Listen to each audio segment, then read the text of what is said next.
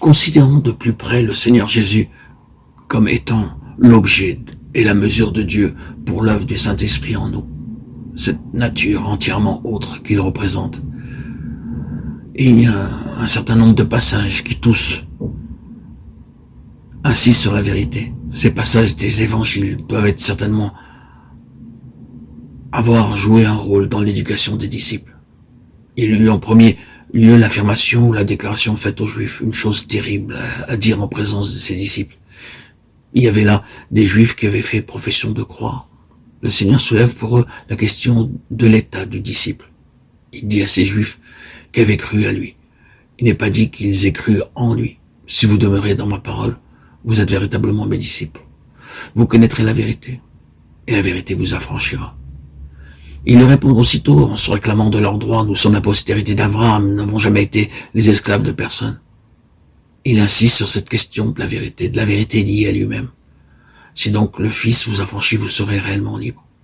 Vous connaîtrez la vérité, et la vérité vous affranchira.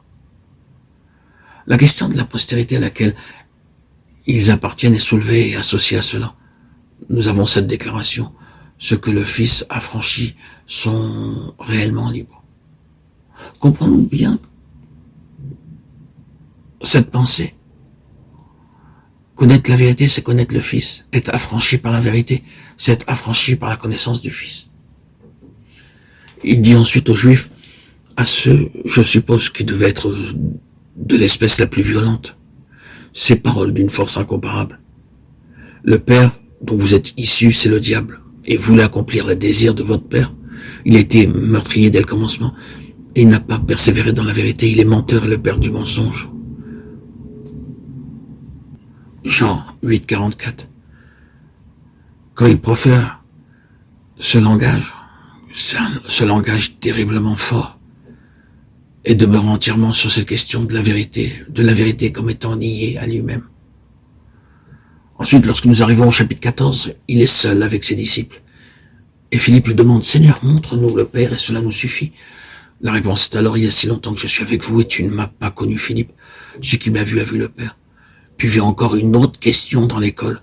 Seigneur, nous savons où tu vas. Comment serions-nous dans le chemin? Je suis le chemin, la vérité. Je suis la vérité. La vérité, ce n'est pas une chose. La vérité, c'est une personne. Oui, tout cela se trouve dans l'école de Christ et prouve le fait que Christ est la vérité.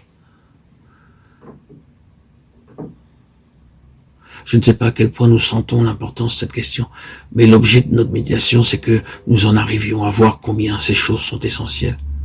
Que pensons-nous de l'importance qu'il y a à avoir un fondement vrai et sûr? Après tout, le trait suprême d'un fondement, c'est la vérité. Il faut qu'une base soit bien et véritablement posée. Il aura à prendre une bien grande responsabilité, ce fondement. Une responsabilité qui touche à notre bien et à notre destinée éternelle, plus encore à la justification de Dieu lui-même. C'est pourquoi il doit être absolument vrai, et la vérité même. Et il nous appartient certainement, bien-aimés frères et sœurs en Christ, de savoir avec certitude où nous en sommes. Il faut, en d'autres termes, que nous en finissions avec toute notre incertitude, que nous répudions à jamais ce qui n'est pas réellement pur et absolument vrai dans notre position. C'est précisément sur cela que nous allons insister pour l'analyser. Les conséquences sont si grandes que nous ne pouvons pas nous permettre de garder quelque chose de douteux dans notre position.